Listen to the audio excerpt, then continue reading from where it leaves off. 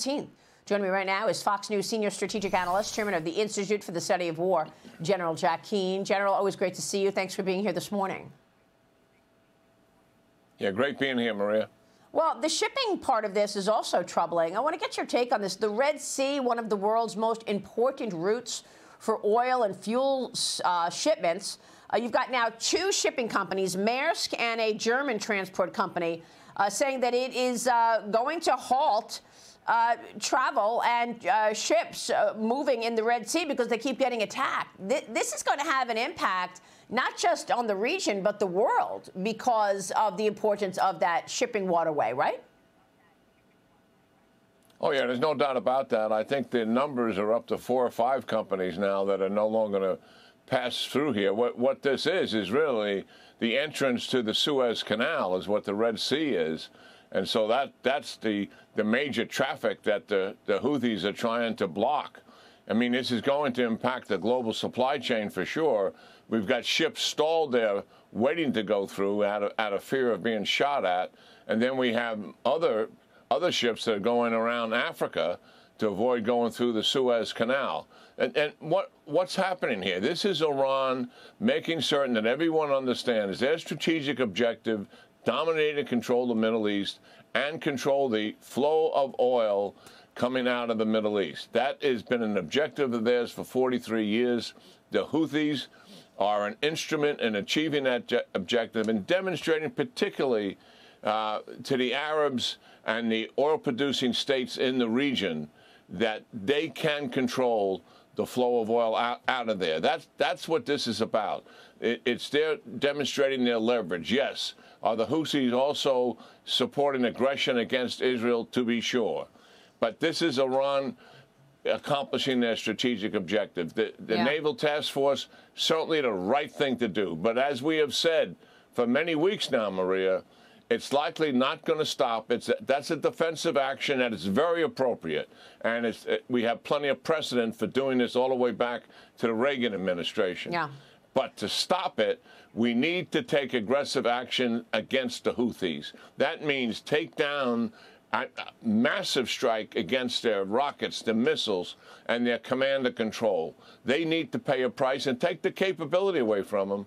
But the second thing that should be done, and we've said this before, and you showed the 101 attacks on the bases, the United States bases in Iraq and Syria, we should be taking action against Iran because they are the authors of what has taken place here.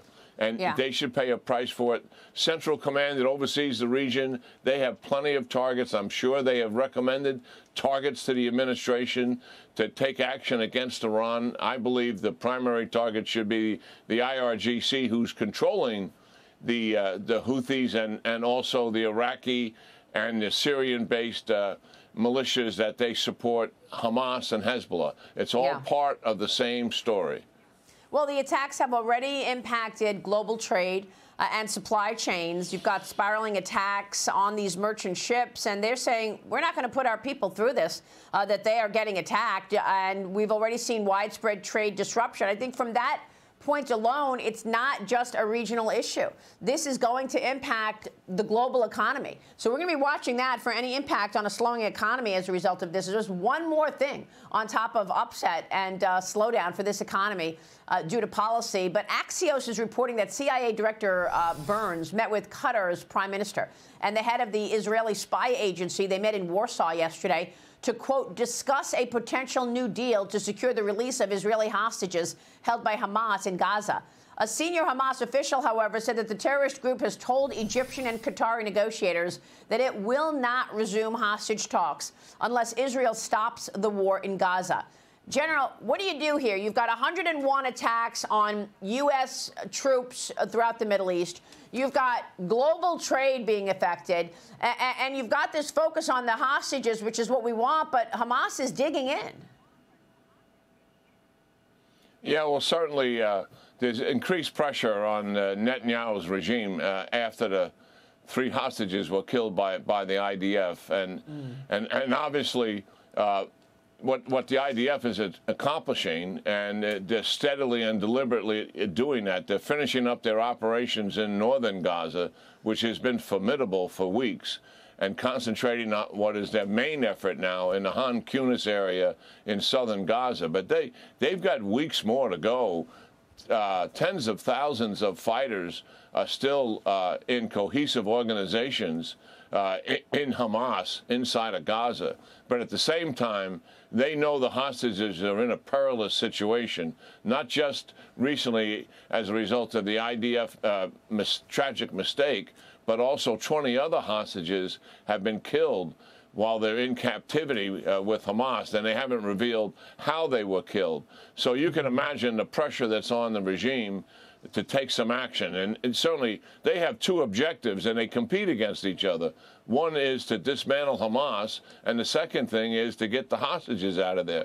They've only been able to free one hostage as a result of military operations. So this is very complex indeed. I suspect there likely will be some negotiations that will take place to halt things again, to get some hostages out of there. But Hamas, Maria, will hold on to a certain number of hostages as a guarantor that the regime leaders will not perish in these. So they wanted these hostages to do what? To slow down the Israelis' operations and also to prevent them from completely destroying the regime leadership. Yeah.